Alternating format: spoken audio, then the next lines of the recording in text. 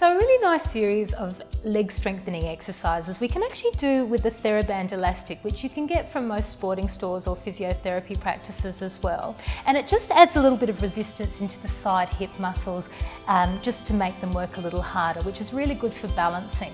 So the first exercise we're going to do is some squats. So Ellie, if you can just stand with your feet hips width apart, and when we come down into the squat, if you can come down, the TheraBand's really nice for people that tend to knock their knees together. It just keeps those lateral muscles working. Beautiful. Keep going.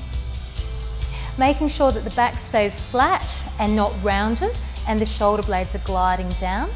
Beautiful.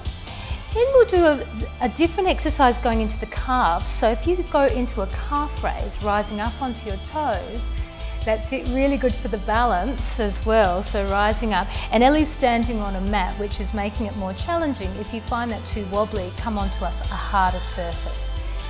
Then we can make it really challenging, and we can actually rise up and put the squat with the calf raise. And Ellie's making that look beautiful and easy, but I can tell you it's quite challenging. Let's try one more time, rising up and then keeping the back nice and steady, beautiful control, and slowly coming up and then lowering the heels down. Finally, we can work a little bit harder into the side hip muscles by just wriggling the elastic down to the ankles. And we can do what we call hip abduction, which is taking the leg out to the side. Another good one for balancing. So Ellie, I make sure I stand out of the way and just taking the leg out to the side and coming back in. It also helps if the toes are actually slightly pointing inwards, so that we use purely the side hip muscles. And then you can also do repeated ones on one side to really challenge those side balancing exercises.